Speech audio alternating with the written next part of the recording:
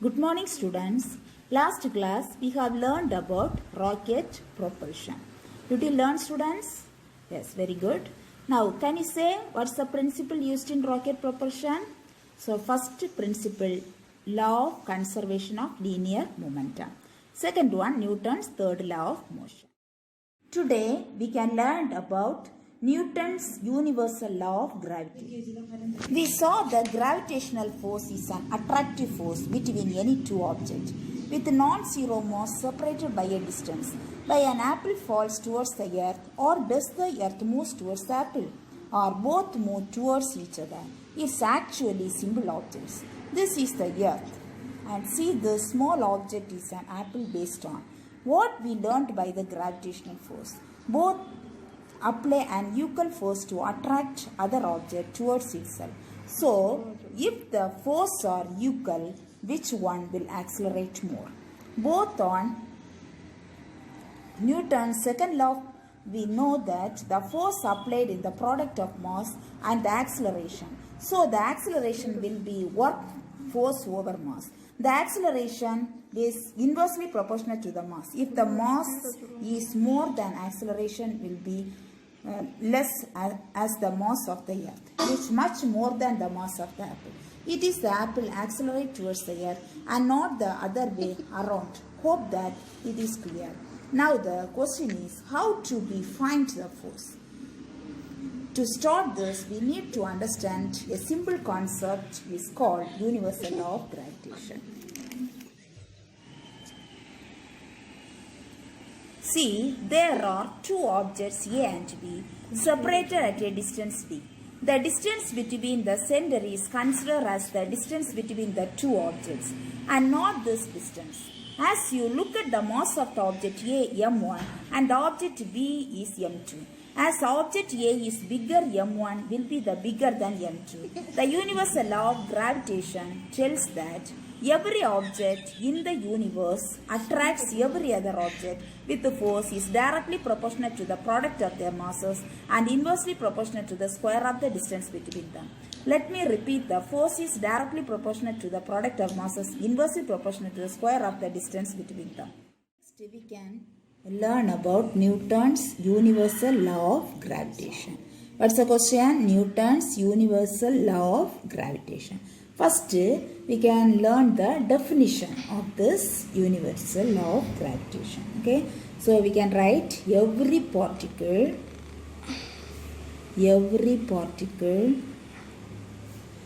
the universe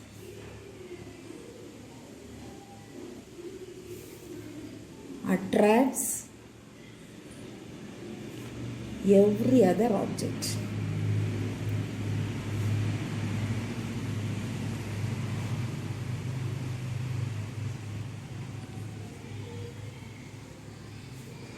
With the force is directly proportional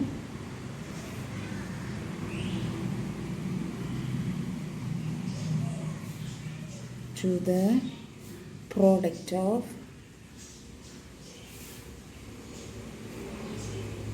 masses, product of their masses, and inversely proportional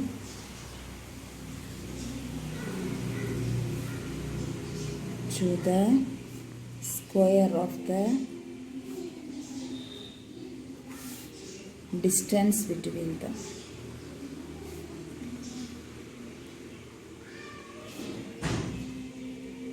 Okay, this is the definition for Newton's universal laws of gravitation. See, every particle in the universe attracts every other object with the force is directly proportional to the product of their masses and inversely proportional to the square of the distance between them. First, you have to write this definition. Next, we can draw the diagram. Let us consider a particle of mass. Suppose this particle is A. That mass is m1. Okay. Let us consider a particle of mass m1 and another one, object, that is when compared to this object, the smaller object. So that is m2. Now see the distance between the two masses that we can take as r. R is the distance between the two masses. The direction of force act along the line joining the mass. So this F1 and this F2.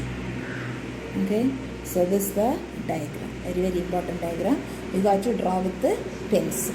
First you have to write a definition. After that draw the diagram. Now we have learned in this definition. Now see the definition. The force is directly proportional to the product of the masses. What are the masses used here?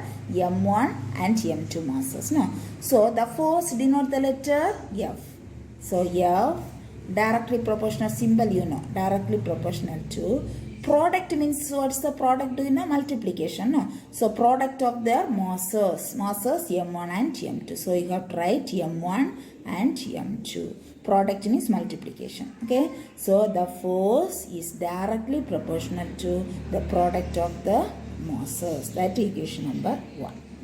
Can you understand, students? So from the definition we can write force is directly proportional to the product of their masses.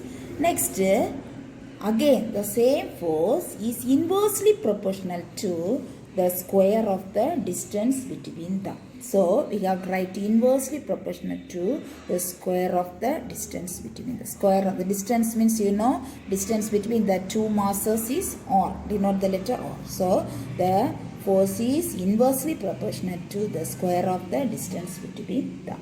Okay. So this equation number 2. From this definition we have written these two equations.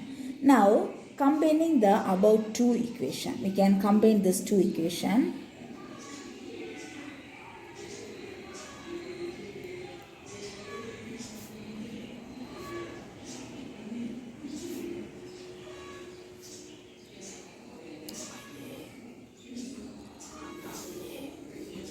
Now we can combine this equation 1 and equation 2. Okay. So now listen here. Here also force. Here also force. So we can write force F proportional, directly proportional to the product of mass M1, M2.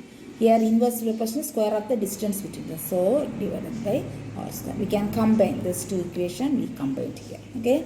So the force is directly proportional to the product of their masses and inversely proportional to the square of the distance between them. This is the law of universal law of gravitation. Okay.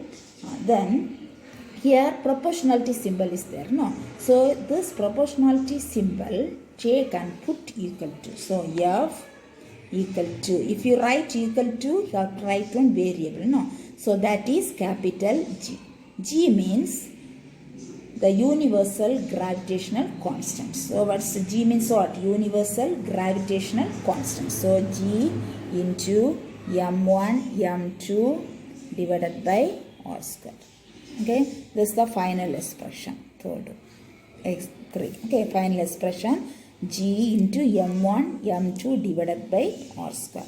From here we can take the value of G also we can take. Okay. So if you take the value G, what will happen here? This F, this r square will go here. No. So F r square divided by M1 and M1, M2. So we can write here G equal to F r square divided by M1, M2. Listen, F means what? Force. G, the distance between the two masses. M1, M2, the masses. Okay. Then G means what? Universal gravitational constant. So here write where G is the universal gravitational constant. G is the universal gravitational constant. Now, what's the value of G? This G has value. The value of G is 6.673 into 10 power minus 11. Okay. This is the value. You have to learn this value. 6.673 into 10 power minus 11. So, this is the value of G. What's the value of G? 6.673 into 10 power minus 11. Now, we can write the unit. Okay. So unit you know. See what's the unit of force? Newton. So we can write here Newton. What's the unit of this? R means distance. No, distance between the two masses. Distance unit meter. So R square means meter square. Here divided by we can write per. Here mass, what's the unit of mass? Kilogram. No. So kilogram is the unit of mass. We can write kilogram square. So two masses there, kilogram square. This we can write Newton meter square. This per, if you take numerator, kilogram power minus 2. Okay, like this we can write the unit. Can you understand, student? Very, very important question. Already we have learned 2 derivation, this 1 derivation. Total 3 derivations are there.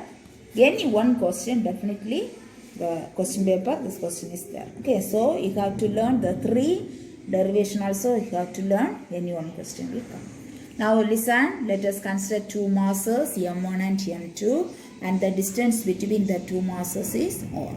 So according to the definition, force is directly proportional to the product of the masses and inversely proportional to the square of the distance between them. Take this equation 1 and equation 2, combine the above two equations, so you will get F is directly proportional to m1 m2 divided by r square. Now you have to take this directly proportional symbol and put equal to, put on variable, that variable is g. G means what? Universal gravitational constant. What is the unit value of g? 6.673 into 10 power minus 11 Newton meter square per kilogram square or Newton meter square kilogram power minus 2.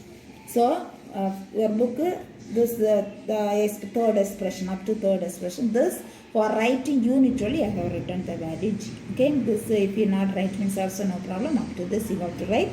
Then where g is the universal gravitational constant, the value also you have to write, unit also. Whether you write this unit or this unit you have to write. Okay, students. So learn well, write and learn. Then only it's very easy. Okay. Now see the problem. Roman letter 7, the question number is 2. First question, last class we have learned. Second question. Listen all of you, the question. A ball of mass 1 kilogram. So mass of the ball which given? 1 kilogram given. No? So mass, we can write here. Mass, denote the letter M, equal to 1 kilogram. Okay. Mass of the ball how much given? 1 kilogram given. Now listen. Moving with the speed of 10 meters second power minus 1. So this, the unit, which one unit? Speed or velocity unit? No, meter second power minus 1. So here speed. Now listen, rebounds. Rebounds means, do you know the meaning? Rebounds, when the ball moves and come back. Okay, rebounds. After a perfect elastic collision. Collision takes place, after that only the ball will rebounds. Now with the flow. Now see, this initial velocity or initial speed only given, after rebounds only final velocity will come. Okay, so we can write here initial velocity. Initial velocity, denote the letter, anybody know? Initial velocity denote the letter u. So u equal to 10 meter second power minus 1. Okay, now after collision what will come? Rebounds means rebounds after a perfect elastic collision with the flow. So that is the final velocity. Final velocity denote the letter v. Now listen here, rebounds there, no? So we have to write here minus 10 meters second power minus 1. Okay, so why we have written here minus? Rebounds, one word is there in the question, so only we have to write here minus. Now understand what is given. Here what is given, you have to write. Given how much? What and all? Mass m equal to 1 kilogram. Initial velocity u equal to 10 meters second power minus 1. Final velocity v equal to minus 10 meters second power minus 1. Now what you have to calculate? Calculate the change in linear momentum you have to calculate. Okay, what you have to calculate? Change in linear momentum. You know the formula. First, we have find out momentum before collision. Okay, first momentum before collision. What's the formula? Mu. Already you have learnt. Momentum before collision, mu. What's the value of m? 1. So 1 into, what's the value of u? 10. So what value will get to 1 into 10? 10. What is the unit of momentum? What's the unit of momentum? Kilogram meter second power minus 1. Okay. Like that you have to find momentum after collision. What's the formula? mv. So what's the value of m? 1 into, what's the value of v? Minus 10. So you'll get to minus 10. The unit of momentum kilogram meter second power minus 1. Now what you have to find out? Change in linear momentum. Change in linear momentum. What's the formula? mv minus mu. So mv, what's the value? Minus 10. Then here minus mu value 10. So what's the value? Minus 20. What's the unit of momentum? Kilogram meter second power minus 1. Okay. Once again, so what is given? First you have to write mass is given 1 kilogram. Now initial velocity u equal to 10 meter second power minus 1.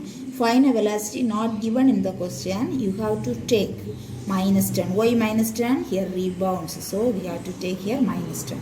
Then momentum before collision equal to mu. So just to substitute the value, you will get to the value. And the unit of momentum is kilogram meter second power minus 1. Next momentum after collision is mv. So here substitute the value, write the unit of momentum.